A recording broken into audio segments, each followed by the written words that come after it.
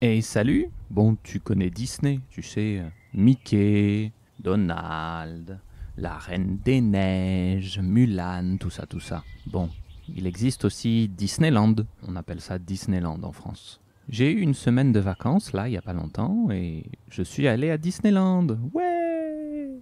Alors, ça a été toute une histoire pour organiser ça.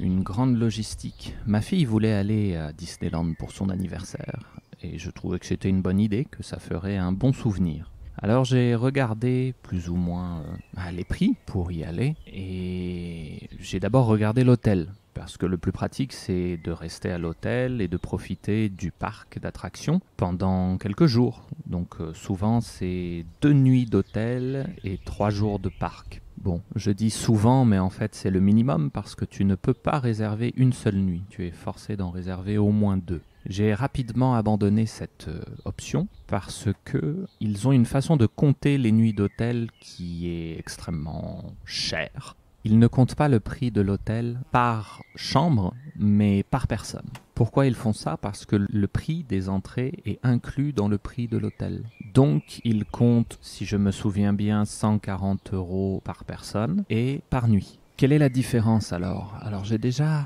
logé dans des hôtels où, par exemple, tu payes 200 euros pour une nuit. Oui, 200 euros pour une nuit d'hôtel, c'est extrêmement cher. Mais c'est 200 euros pour une très grande chambre d'hôtel dans laquelle 4 personnes peuvent rester, ou alors une famille, 2 parents, 2 enfants. Donc, si tu comptes au nombre de personnes, 200 euros, ça reste presque raisonnable.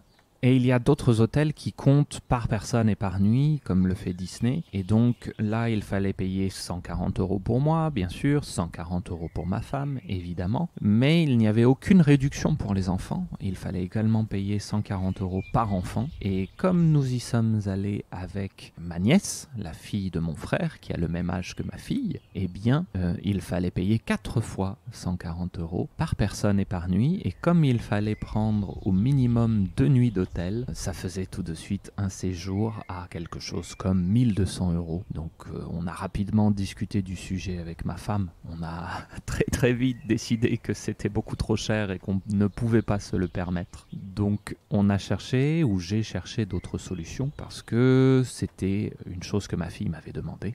Et alors, quel a été le résultat?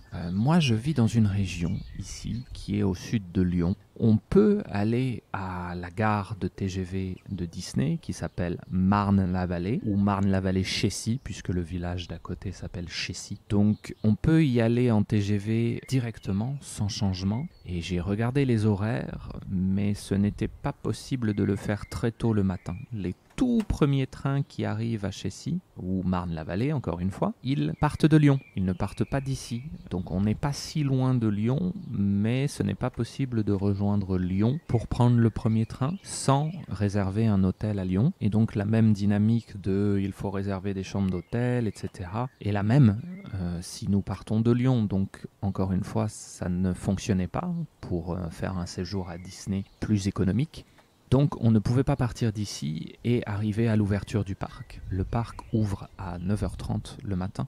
Et c'est un peu triste, je trouve, de ne pas profiter du matin dans le parc parce que c'est le moment où il y a quand même un petit peu moins de gens. Si jamais tu vas à Disneyland Paris un jour, sache qu'il y a un petit peu moins de gens à l'ouverture le matin et il y a un petit peu moins de gens aussi proches de la fermeture le soir, c'est-à-dire après 17h. Entre ça, c'est-à-dire de midi, on va dire, jusqu'à 16h, c'est le moment où tout le monde est au parc. J'imagine que c'est parce que certaines personnes ne se lèvent pas très tôt et d'autres aussi quittent le parc parce qu'ils ont de la route, donc ils ne partent pas extrêmement tard le soir. Ils partent souvent à 17h s'ils ont de la route. Donc ne pas arriver à 9h30 est un problème, pour moi en tout cas, et je crois que le premier train qui pouvait nous amener là-bas, il arrivait vers 11h du matin, ça ne nous permettait pas de profiter. Profiter des premières heures du parc où on est en forme, on vient de manger, tout va bien, il n'y a pas trop de gens et on peut commencer à faire des attractions joyeusement. Quelle solution j'ai donc trouvé? Parce que je cherchais à aller au parc une journée sans rester à l'hôtel. Tu l'as bien compris, je ne voulais pas payer l'hôtel. La seule solution que j'ai trouvée était de rentrer voir ma famille qui habite dans le nord de la France. Ce n'est pas la porte à côté.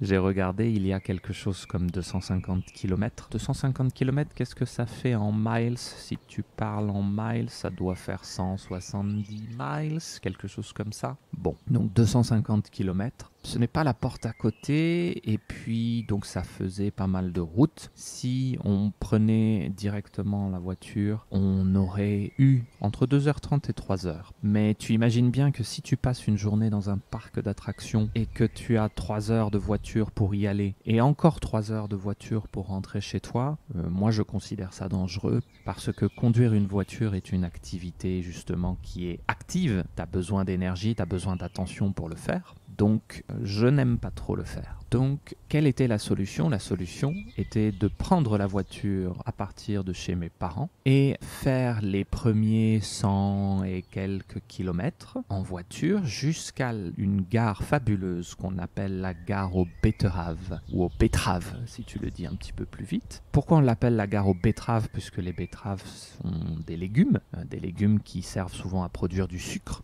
parce que cette gare est située en plein milieu de la Somme, et autour de cette gare, il n'y a que des champs de betteraves. Donc on l'a toujours appelée la gare aux betteraves. Son nom officiel est la gare TGV Haute-Picardie, puisque la région de la Somme s'appelle la Picardie. Mais je préfère la gare aux betteraves. Donc nous avons conduit normalement 1h15, mais je suis vraiment un petit papy quand je conduis une voiture, parce que je pense que tu l'auras compris avec mes podcasts. Je trouve que la voiture c'est dangereux. Voilà. Et donc je n'aime pas conduire vite de manière générale. Oui, c'est une question de capacité. Je ne pense pas avoir les réflexes suffisants pour réagir assez vite. Mais c'est surtout parce que j'ai conscience du fait qu'une personne qui conduit vite, ça se passe bien en général. Mais 2 personnes qui ont toutes les deux une attitude de prise de risque, on va dire, et tout de suite les risques d'accident sont beaucoup plus grands. Voilà, l'accident ne dépend pas uniquement de toi, ça dépend aussi des autres. Donc si toi tu conduis plus lentement, tu réduis les risques vis-à-vis de ceux qui conduisent trop vite. Voilà.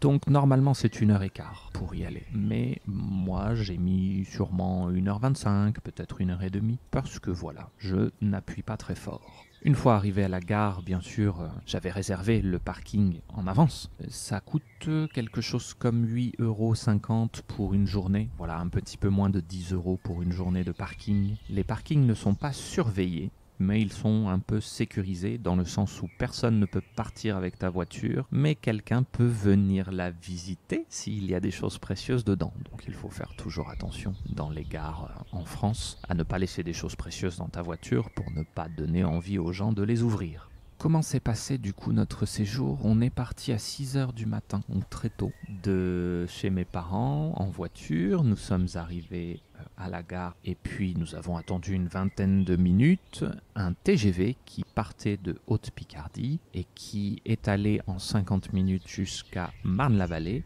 Voilà, et ce train passait par la gare de Charles de Gaulle, l'aéroport Charles de Gaulle.